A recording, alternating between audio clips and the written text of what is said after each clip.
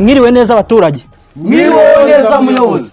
Ko mumanitse amaboko se muri kunsaba imbabazi. Ese giti kuba tukubashye dukoze icyaha. Nindeba bwese kubaha umuntu kari kumanika amaboko. Aha. Kuki abandi bataraze bagiye he? Mama Suzana ni utaraza ariko nawe twamubonye ari kwitegura. Ari kwitegura se yitegura ibiki? Umuntu yitegura kuva saa 2 kugeza saa 5 inama nababwira ibutangirire. Ari kwitegura se agiye gusezerana. Reka tube twiga ku bindi bibazo mu gihe ataraza.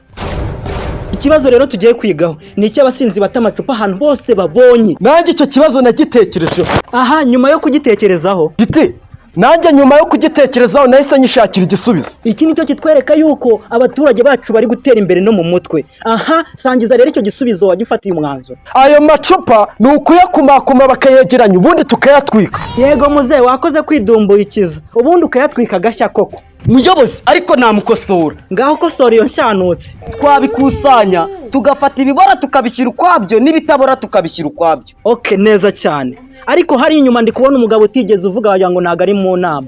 Nadusubiriremo ibyo bamaze kuvuga. Se giti si bavuze ko ayo macupa twayakusanya tukayajyana bakayashyiramo ibiryo by'inkoko. Rero ntago nakomeza kuyobora abaturage bagifite ubugambo bumeze nk'ubw'abana bakiri kwibere. Kirinda hasi genda ucira inkoni. Unza ni ikinyafu cyiza cyiza.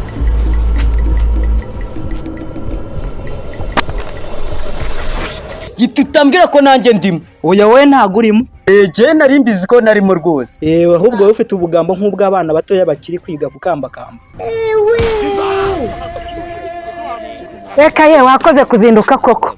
Ararararara. Uyambarishije rero ibitenge. Muzajya mwambara ibitenge ku manwa mu ijoro mwambara ubujipo bwagera mu mavi. Asindaya mwabaye gute? Ndebera koko. Ubu nta n'ishono ufite. Ese giti niba amagambo ari kukarata mu kanwa wambwiye nkaguha uburoso ukiborosa ukareka kunshingaho. Uragashinga ibiti mu ntuze yawe. Ubwo rero waje wambaye ikanzu kugira tutamenya yuko ukuri iyo koperative y'indaya muri aka karere. Giti uzabaze ngeje ipange sinjyanye impanuro. Ahubwo barayikuzamurira. Uzabaze no kuyizamura sinjyanye izamura. Uranyita indaya se ndindaya naragwaye cyangwa wamfatanye naswe. Oma uragahabwa ivu n'uburezi. Urakeka we niyo wama amafaranga nakujya hejuru. Gabwa kato k'imyaka 4 muri Tanzania. Kandi giti aho kugira aho nge hejuru ni hene yanjye hejuru kandi niba ndindaya ndamaze. Ahubwo sidira komaze. Umva kamara inyo mu Rwanda kamara amabyi muri Afrika. Aha giti niza kugusaba imiti ya sida uzayinyima aho bigeze. Aha indaya mwe. Giti nani mpamvu nimwe yo kwiyororeka ngaho ndindaya agira icyo ukora.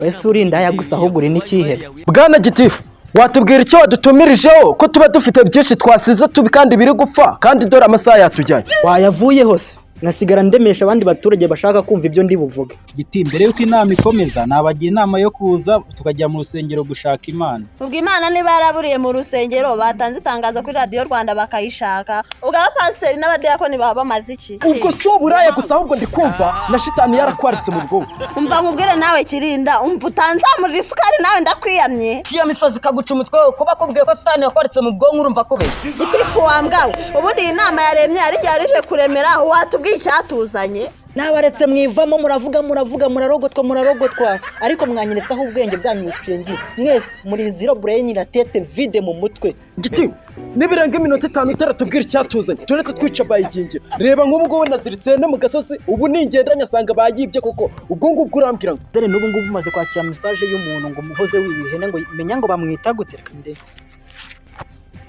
ngo yitwa nde ngo ni umugabo mugufi ngo wagwingiye ngo amazina ye ngo yitwa Karyunguri. Ariko Karyungu wagiye ureka kwiyobera watusobanuriye uburyo iri kugenda wibihene z'abantu. Giti nakuni inama yasoza se. Ariko nanjye kano gahungu nakabonye nakarebye kaza Damayi uramenye ako kantu ne kabi. Mungu we. Kaje kiyorobekana kaza kareba nk'urusambo nanjye nkabikeka kuko natambutse hano nkabona agashaka kunyiba telefone ariko ndakomeza ndakareba isoni zirakica nanjye nari nayibonye rata. Giti twarambiwe pe. Oya nibyo pe nukuri Giti naga ari kubeshya natwe twarambiwe. Birase ibigori naje ndiye biratuma ndenesha inama. Fashika yingiye kuri toye ndaje ho gato. Mwe mwihanganye ndaza mutagira ngo nabatereranye. Mu mazi. Aha Gitifu yarambiranye pe.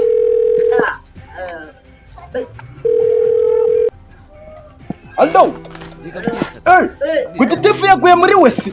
Reka mbwira ngenda kubwiye ngo Satani ni ibiremwa by'Imana yashyizeho ibapa